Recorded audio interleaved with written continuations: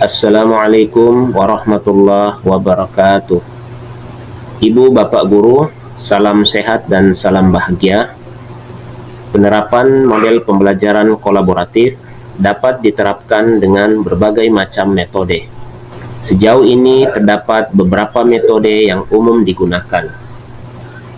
Di antaranya 7 metode model pembelajaran kolaboratif. Yang pertama adalah metode struktur pembelajaran kooperatif. Yang kedua, metode investigasi kelompok. Yang ketiga, metode instruksi kompleks. Yang keempat, metode kontroversi akademik konstruktif. Yang kelima, metode belajar bersama. Yang keenam, metode turnamen permainan tim. Dan yang ketujuh, metode prosedur jigsaw. Selanjutnya kita akan bahas satu persatu. Yang pertama, metode struktur pembelajaran kooperatif. Metode struktur pembelajaran kooperatif dapat membagi peserta didik menjadi 2 peran. Ada peserta didik yang bertugas untuk mengajukan pertanyaan dan ada peserta didik yang bertugas untuk menjawab pertanyaan. Sebelum melaksanakan metode struktur pembelajaran kooperatif, guru dan peserta didik perlu menentukan aturan, pertanyaan, dan poin permainan. Dalam penerapan struktur pembelajaran kooperatif, peserta didik dapat berganti peran.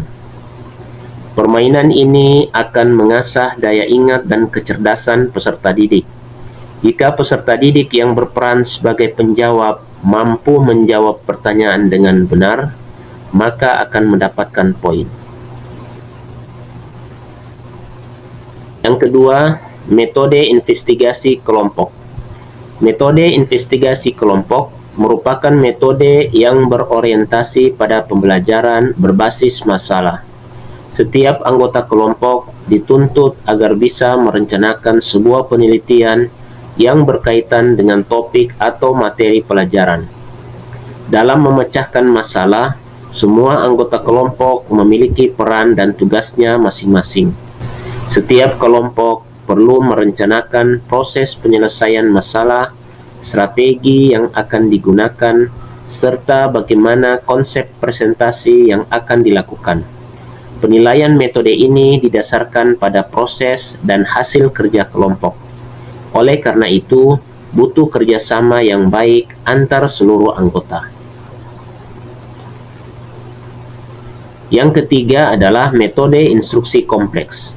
Metode instruksi kompleks berfokus pada pembelajaran berbasis proyek yang berorientasi pada penemuan. Metode ini bertujuan agar peserta didik dapat fokus untuk mengeksplorasi satu topik atau materi secara mendalam dan aplikatif. Umumnya, metode complex instruction digunakan pada mata pelajaran matematika, IPA, dan IPS. Metode ini cocok digunakan di kelas dengan peserta didik yang heterogen.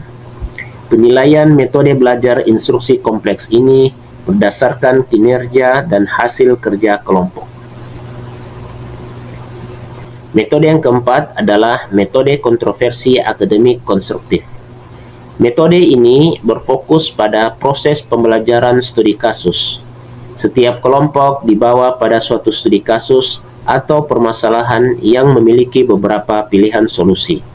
Setiap kelompok dituntut untuk memiliki argumen dan alasan yang logis yang bisa dipertahankan dengan menjelaskan alasan kenapa memilih pilihan tersebut. Metode ini berorientasi pada pencapaian dan pengembangan kualitas pemecahan masalah, pemikiran kritis, pertimbangan logis, hubungan antar pribadi, serta kecakapan berkomunikasi dalam mengemukakan pendapat. Penilaian dalam metode ini didasarkan pada kemampuan setiap kelompok untuk mempertahankan pilihannya berdasarkan alasan yang logis. Metode yang kelima adalah metode belajar bersama. Metode belajar bersama merupakan metode yang membagi peserta didik secara acak dalam berbagai kelompok. Setiap kelompok akan diberikan tugas atau studi kasus. Selanjutnya, setiap anggota kelompok akan bekerja sama untuk menyelesaikan tugas yang diberikan. Pembagian tugas untuk tiap anggota merupakan kewenangan dari kelompok masing-masing. Hasil dari penugasan yang diberikan dapat dikumpulkan dalam bentuk tertulis ataupun melalui presentasi di depan kelas. Belajar bersama dapat bermanfaat untuk mengasah pengetahuan, bernalar, dan bekerja sama dalam tim, dan untuk penilaiannya didasarkan pada hasil kerja kelompok dan kualitas jawaban. Metode yang keenam adalah metode turnamen permainan tim. Dalam istilah Indonesia, metode ini disebut juga dengan cerdas cermat. Jadi, perwakilan terbaik dari masing-masing kelompok akan saling beradu untuk menjawab pertanyaan dan menyelesaikan misi yang diberikan. Tim yang memperoleh poin tertinggi maka akan menjadi pemenangnya. Agar permainan lebih aktif dan menarik, guru bisa membuat kuis yang bervariasi. Jadi, perlombaan yang dilaksanakan tidak hanya berupa soal atau pertanyaan, tetapi juga berupa permainan yang dapat mengasah ketangkasan dan kreativitas peserta didik. Metode yang ketujuh adalah metode prosedur jigsaw. Metode prosedur jigsaw akan membagi peserta didik menjadi beberapa kelompok. Kemudian tiap anggota kelompok akan mendapatkan tugas dan kasus yang berbeda-beda, tetapi masih dalam satu pokok bahasan atau topik. Setelah itu, setiap kelompok akan mendapatkan tes menyangkut keseluruhan materi. Tujuan dari metode ini adalah agar bisa mengetahui kelompok mana yang telah memahami topik atau materi secara mendalam. Penilaian pada metode ini didasarkan pada rata-rata skor tes kelompok. Demikian penjelasan 7 metode pada umumnya digunakan di model pembelajaran kolaboratif yang dapat diterapkan dalam kelas. Bapak Ibu boleh menerapkan kegiatan-kegiatan kolaboratif sehingga pembelajaran di kelas terasa lebih asyik dan menyenangkan. Sekiranya video ini bermanfaat, silakan dibagikan kepada guru-guru di seluruh Indonesia.